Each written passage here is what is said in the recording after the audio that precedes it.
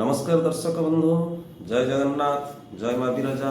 अमृत कथा Odia YouTube channel तरफ आउ एक सुंदर अध्याय को आपण मानक मु पुणी थे स्वागत करुच्ची। आज शून्यम संध्यारे आजिर कथा कृपा को नहीं। कृ धातुरे प्रत्यय कृपा अर्थात करिले पाइब। कृपा तो कृपा पुणी विभु कृपा, भगवान कृपा। भगवान कृपा केमिति हुए, केते बेले भगवान आम उपर कृपा हुए। आम कौन जिते जाए डाकिद प्रभु कृपा करें, जमीती अवस्था डाकिद आम प्रभु कृपा करें। हे तो जमीती अवस्था डाकिले कृपा करपारती, किंतु जिते चाहिए आम से डाकिले से कृपा भी करपारती। बड़ा आश्चर्य लगुव। वर्तमान कहते जिते डाकिबे से कृपा करेंगे, जमीती डाकिबे से कृपा करेंगे। ताहले भगवान कृपा करते केतबेले। महाभारतर गोटे कथा कहबी, छोटिया प्रसंगटे। आपण से प्रसंग शुणी निश्चय बुझीपारे बोली मोर आशा और विश्वास। हाँ दर्शक बंधु, या पूर्व जदि आपण आम चैनल को जाए सब्सक्राइब करना तेज दयाकोरी सब्सक्राइब कर दिंतु। पाखर थी बेल आइकन टी दबाई दिंतु, जहाँकि आम जहाँ भी कहानी अपलोड करूँ ये सुंदर सुंदर शिक्षणीय कहानी निश्चय आपण पाखे प्रथम नोटिफिकेशन पहुँच। अमृत कथा को सहयोग करंतु, मत दिंतु,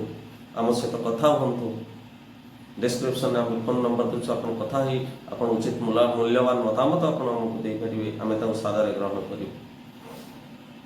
आसतु जीवा कहानी को। महाभारत चली थाए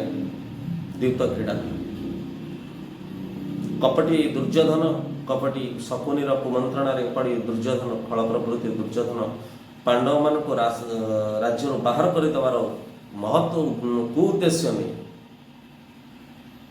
पशा खेल निमग्न था। महान पिता पुत्र मोहर अंध होता पिता धृतराष्ट्र स्वीकृति देता, किंतु राजसभा पितामह भीष्म, कृपाचार्य, द्रोणाचार्य, विदुर एमाने केही भी एक कथा को प्रश्रय देउ न। किंतु दुर्योधन एकांत जीति मो पशा खेल द्यूत क्रीड़ा कर से जानी कपटी शकुनीर बुद्धि रे मो पांडव मान बाहर कर कौन से प्रकार नहले हरई हम ना। जदि कपट द्यूत क्रीड़ा पशा खेल करे ताहले एमानकु मो हरई देवी कपटर छल एमाने राज्य बाहरी जाए। शेष से धर्मराज युधिष्ठिर से राजी हो गले से पशा खेल चली थाए। गोटे गोटे गोटे गोटे धर्मराज युधिष्ठिर सबकि हरई सारी था। शेष पड़ा पाड़ी जाज्ञसेनी द्रौपदी द्रौपदी को मध्य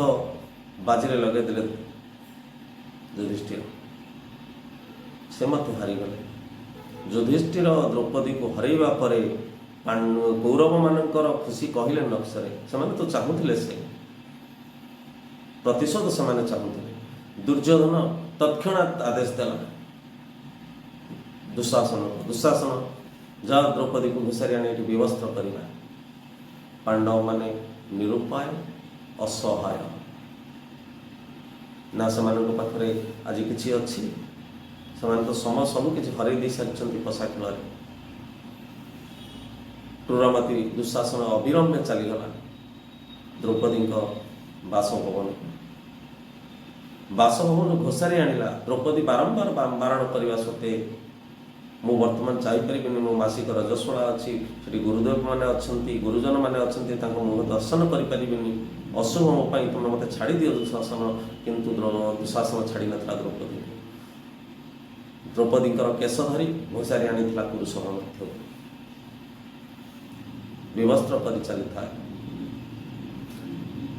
ज्ञान पंडित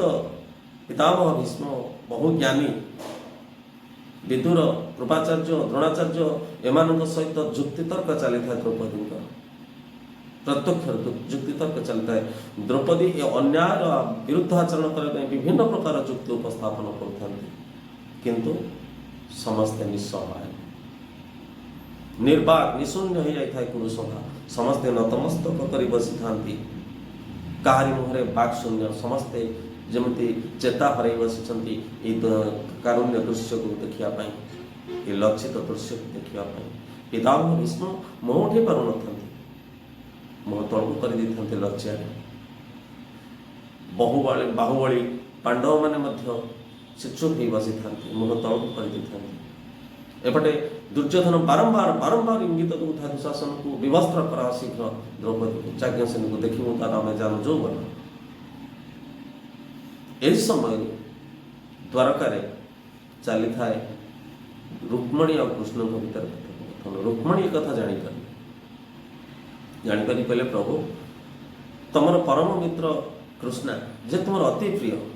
जार ना तुम्हें देथिल कृष्णा बड़ विदुषी बड़ निस्सहाय हो आज से ज्ञानी मान सहित जुक्ति करुच्ची निजक बचाई आपण यही समय टी साहाय्य करना कृष्ण हसीदे निरुत्तर रही एपटे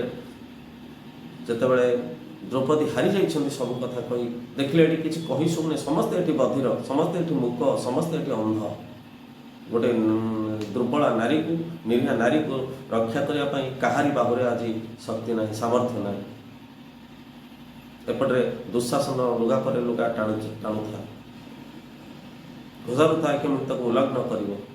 द्रौपदी हाथ जोड़ी रक्षा करुता निजक केमिति उद्धार पाइबे महाविपद यही समय श्रीकृष्ण सब हसुता द्वारकार रुक्मणी पचारे प्रभु तुम हसी दौच कौन सेपटे कृष्ण बड़ विपद पड़ी श्रीकृष्ण हसी हसी कहले मत किए डाकिले तो मुझे मत तो किए तो डाकी ना मुझे केमी मुझे जगह को बिना निमंत्रण में जाएनि मु निमंत्रण जी मत करे हृदय सहित मत जी निमंत्रण करे आमंत्रण करे मु तारी पाखे जाए अविलंब पहुंची जाए रुक्मणी कहले कृष्णा कौन एपर्यंत तुमको डाकिनी कहला कृष्ण डाकिला कौटी से तो तर्क करुच्ची जुक्ति करुच्ची निजक केमी बंचेब निज पांडव मान स्वामी मान पांच पति मान से चाहूँगी भरोसा करिछि तांको भरोसा करिछि पितामह को भरोसा करिछि द्रोणाचार्य को कृपाचार्य को भरोसा करिछि से अंध धृतराष्ट्र को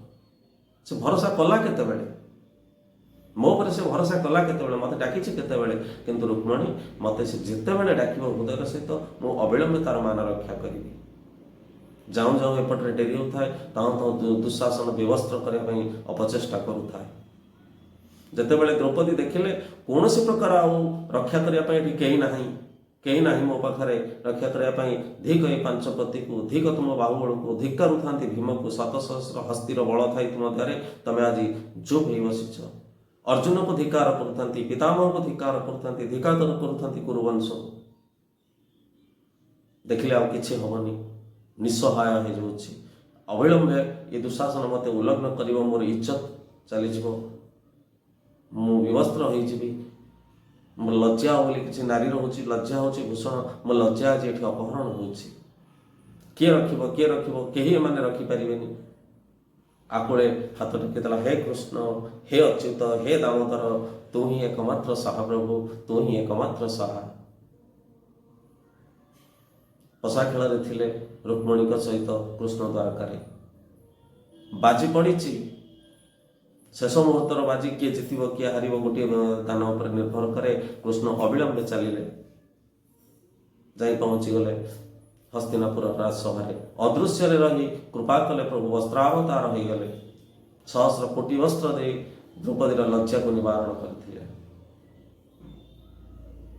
तेणु कहबार तात्पर्य दर्शक बंधु आम कौन प्रकृत में यही असहाय डाकती भगवान को कृपा पाई आम कौन यही अवस्था के डाकी यही भाव नहीं के डाकी जी डाकी ग्यारंटी दे से लोक पाई ग्यारंटी दे मुझे कहि से लोक प्रभुंकर कृपा पाई आम जितेबाला चाहती सब निज कथा आम चिंता करी जाती भगवान कथा आम के चिंता करते ना निजर बाहुबल निजर बंधुबल निजर विद्याबल निजर बाहुबल उपर आम सामर्थ्य रखी जाती सब निजक भरोसा कर मुझे शेष मुहूर्त जितेबाला न हो पारे आम द्वारा आमे हाथ टेकी दियंतु हे जगदीश हे जगन्नाथ हे जगत रक्षक तमे रक्षा कर थरुटे प्रथम से काम तो मुझे प्रथम करी कहीं प्रथम समर्पण न हेबी प्रथम से भाव कहीं मोर न आस कहीं शेष पर्यंत मुझे निजको जेते मात्रा प्रभु पाखे समर्पण करदेव सेते मात्रा तुम प्रभुंर कृपा से अविलंबे पाइब यही प्रभु कृपा ये प्रभु कृपा पाइबापी ये आत्मसमर्पण दरकार ता व्यतीत आ कौन बाटे प्रभु कृपा पाइबा दुर्लभ बेपार दुर्लभ हो Manish radius to your self is zero आप निजक शून्य कर दिंतु